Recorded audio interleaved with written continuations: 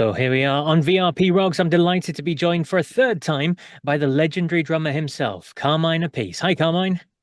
Hi, how you doing? I'm Um, doing well. Good stuff, good stuff. And I'm delighted to speak with you today because we've got some exciting new stuff to talk about, which makes a change for us. And Yeah, it's yeah. looking good as well. Cactus, Temple of Blues. Tell me all about it.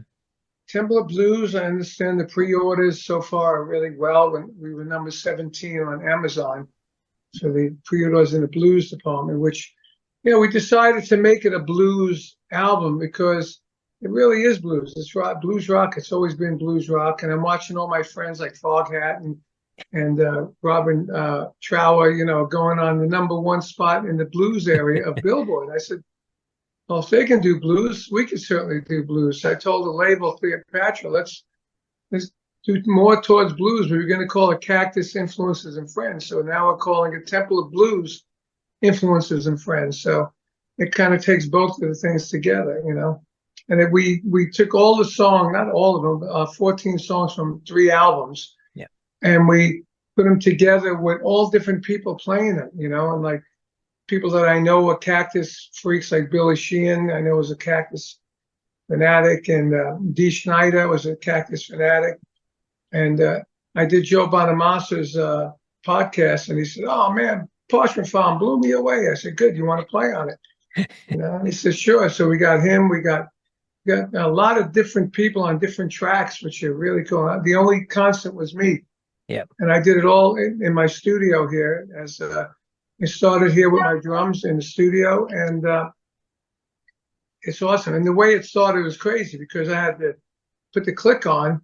And then in my head, I would think of the song. I play Parchment Farm. I go to that end, to that end, 4 times. Fit no here in the Parchment. I'm thinking I'm thinking the whole song. Wow. And I did that, and I did what was the other one? One Way or Another that way. And I would think, one way or another. I'm thinking this in my head, and I said, it's got to be a better way to do this. So what I did was I took the click down, and instead of thinking in my head, I sang it on the track. So I would do like down, down, down, down, down, down, down, down, one way or another, then you go to like down. And I'm playing to that. Okay, here comes a solo, 20 bars, And that was so much better to play to because I was actually playing to something. Yeah. Right. And once we did that, my singer, who's English, Jim Stapley, sent him the track, the drum, and he put the guitars, and he put a rough vocal, and he put the guitars and the harmonica where it needed to be. And then the next guy was, whoever it was a bass player, sent it to our bass players. He put a little bass on it, James Caputo. And then we said, okay, who are we going to send it to? I can't remember who the first one was. Might have been Billy Sheehan, with Parchment Farm. So, and then after Billy Sheehan, then we got McCarty, who original guitar player, and my singer sang it. And then it took a while to get a hold of Joe, but he did it, and it came out tremendous. And then my friend Joe Franco said, "Dude, you remember Dee Snider loved Cactus?" I said, "That's right." So I called Dee. I said, "We're going to do a track. What song? What do you want to sing?" He goes, "Oh, Evil, man. I got to sing Evil." Mm-hmm. Yep. So we got him on Evil, and Duck Pinnock, I know from King's X. I know they were a big Cactus fan. So I got Duck to play bass and me on drums and McCarty on guitar. So that's the first video we're releasing like any day now. So I went on and on and on and on and on. And then I got 25 artists on there. I got so many people on there. And I said, let's do it like a Sgt. Pepper album cover where everybody that played on it is on the cover. I don't know if you saw that. Did you see that? Yeah, I did. Yeah, I was going to ask you because it does look like the Sergeant Pepper thing. Yeah. Right. When the guy that designed it from the label, and I said that he actually put Sergeant Pepper outfits on it. I said, no, I don't mean exactly like Sergeant Pepper. I just said just the concept, And then when I was talking to the owner of the label, whose idea it was my friend, I said, dude, we got to market this as a blues album. So he said, well, let's call it Temple of Blues. I said, there you go. So they changed all the artwork to like a temple in the background. You open it up, it's a double LP. You open it up, it's got temple stuff all over the place. So it's come out great. The whole thing is fantastic. And like, I got my buddy Pat Regan, who like co-produced it with me. He's the major, amazing mixer. He mixed the King Cobra album I did. He mixed my what's it called? A Piece Perdomo project album, his instrumental album. He did so many things. Vanilla Fudge, Stop in the Name of Love. He did so much stuff. So I said, you got to do this with me. And then the owner was like, really, he's really happy about it. Now he liked it so much, he put me on another project with Pat, and I'll tell you about that after we do this. But so we got all done. We got all these people on it, and now we did the videos. So we got everybody on the video for Parchment Farm except Bonamassa, but hopefully he'll do it in the next couple of months. The first video is going to be Evil, and we got everybody on the video. I got Dee Snider, did a great job singing on the video. Doug Pinnick with his bass, McCarty, and myself. I wasn't happy with my part of the video. I thought it could have been better. I'm always, you always do that, But yeah, of course you do. Yeah, absolutely. Yeah. It's interesting because you've done projects like this in the past, and obviously I think of the Guitar Zeus, where you've got loads of people involved and stuff like that. Is this something you enjoy doing then, pulling all these different people in and playing on something like that? I do because Guitar Zeus came about when Blue Murder fell apart, and I was working on a project with Bob Daisley, Jim, Joel Turner, and who's the guitar player? So, no, I just went blank on the guitar player. Anyway, we were at his house. Jeff Watson. There you go. Yeah, Night Ranger. And we were at his house. Yeah, we were at his house, and we were looking for a name for this thing. We came up with a silly name called Mother's Army. It was a terrible name. But first we said, well, what about calling ourselves Zeus? That we were passed on that one. And then Jeff got a new record deal. Came out of Night Ranger, got a record deal. I said, man, I did a record deal, a solo album 10 years ago. I'm still looking for a second one. I said, what do I got to be, a guitar player? So I said, maybe I'll do a guitar album. I'll call it Guitar Gods. And then kidding around, I said, maybe I'll call it Guitar Zeus. And then just passed over the idea. Went to bed that night. I lay down. I said, that's a great idea. Guitar Zeus. I could do guitar, interviews with guitar magazines, drum magazines, rock magazines. I can get different people on it. So right after that, I was still doing clinics. I did a clinic with Brian Mays. I said to Brian, would you play on it? For sure. And I ran into Ted Nugent at a gig. He'd play on it. King's X, same thing. So I figured if I can get those guys on the record first, then they would draw other people in. And so now I had to find somebody to write the record with. So Kelly Keelan was on the second Blue Murder record, which is one of my favorite bands I played with. And we went to Japan as not as Blue Murder, but as Carmine Appice Super Session Volume 2. I did Volume 1 in 1982. I took Tom Peterson, Eric Carmen, rest in peace, and Rick Derringer and Dwayne Hitchings. We played the Budokan, and we did a lot of big gigs. I just come out of Rod's band, and Rod was huge over there, and everybody else was big. So we did that. So this was Volume 2. It was me, Tony Franklin, Kelly Killing singing, and this guy Mitch Berry playing guitar. So I saw talented, Kelly. I said, "You write songs?" She showed me his songs. I go, "These are great songs, but they need to be edited in like a butcher, cutting off the fat." Mm-hmm. So I decided to work with Kelly, and when we got the deal, we started working. I spent 2 weeks working with him in a hotel on a 4-track, and writing the songs. And we gave it to Tony Franklin, and he put a bass on. We had the record deal, and my friend Warren Wyatt got the deal out of Japan. So that's how it happened. We put those guys on first, and Kelly worked with Yngwie, and Yngwie said, "I want to be on it." So we got him on it. And then Slash heard about it, and then he wanted to be on it. Then I called Mick Mars, and he said, "I'll be on it." Before you know, we had a full album of it. When we did the second album, we had all these people on there. Steven Seagal wanted to be on it. It's crazy. And John McEnroe, the tennis player, they both played guitar, so we put them on. It was a great project. It's still going. I did a box set with it, 25th anniversary, a year and a half ago now. Yep.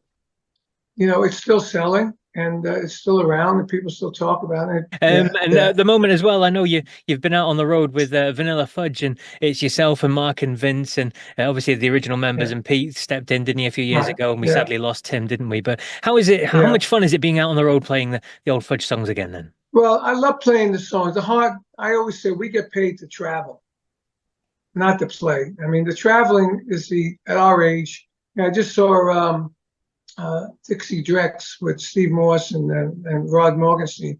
I mean, I was in touch with Rod, and he said, "Yeah, at 72, it's not the same being on the road when you're 22." But at least they had a tour bus. I mean, we travel in a Sprinter van. There's only 4 guys in the van and a couple of roadies, and our gear is not a lot of gear, so we just do a Sprinter van and we got to ride, but we travel like 150 miles apart, But it's still not easy. So I say we get paid to travel, but the playing is great. We have a wonderful time playing. Playing those old songs, singing is great. That's why I'm looking forward. We're doing this week 4 shows with Vanilla Fudge. In June, I'm doing 6 shows with Cactus to promote the album, and we're playing with Foghat, and we're playing with Pat Travers, and we're playing our own gigs. And then that was at the middle of June. In the end of June, we're doing a bunch of gigs up in the East Coast, to help support the record. And, unfortunately, some people can't do it, because Cactus doesn't play all the time. So for the middle of June, I got Tony Franklin doing the show with us, because he did it with us when we went to South America a few times. Yeah. And I know he writes all the stuff down. I'm sure he has it written down so he remembers. And then our roadie, our bass player is out as a roadie with Blondie now. He's in June. He's going to Australia. So I said, well, let me get Tony to do it. So Tony was available. He's going to do it. And then when the next year is my actual roadie, that was the roadie, the bass player, he's coming back.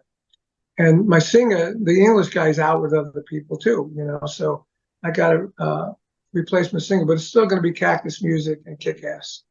So that's the main thing. I mean, everybody does that, There's one guy in Foghat, Yeah, very, very, very true. I mean, we're lucky that we have 3 in Vanilla Fudge. That's pretty amazing. Yes. Yeah. After 60 years, it's incredible, really. Yeah.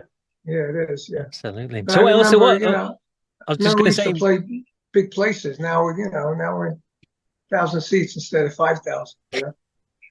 But you're playing music, that's the main thing, and keep making people happy. That is absolutely the main thing. That's right. Yeah.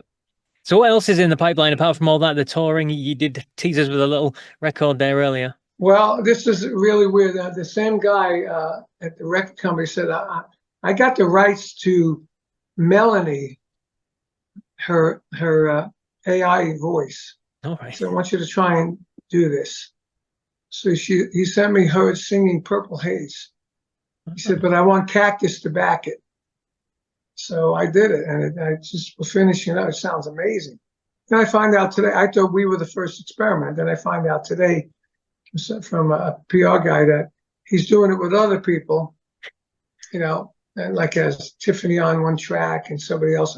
But I said, well, I guarantee you the track's not going to sound like our track, because our tracks sound amazing. And he wanted me to do it because he said, I love the way the Cactus album sounds. It sounds amazing.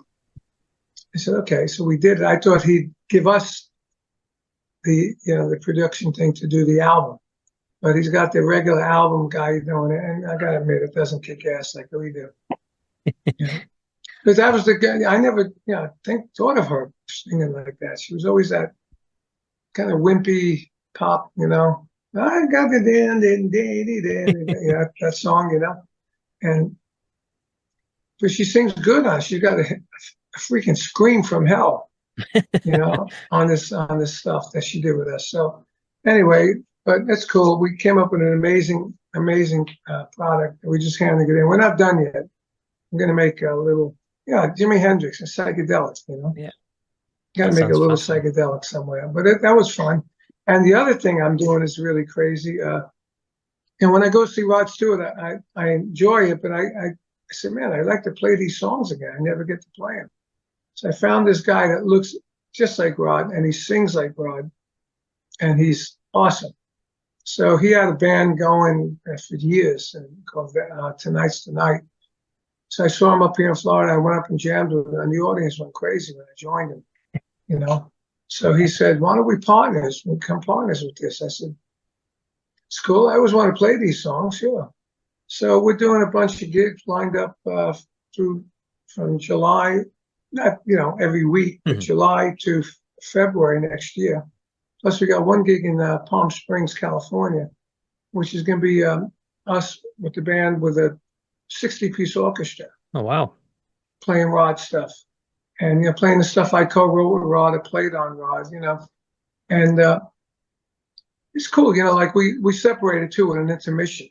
Like his brother, this guy, Rob Ricardo, his brother plays drums and he plays with him. So I say he can do the wimpy stuff, you know.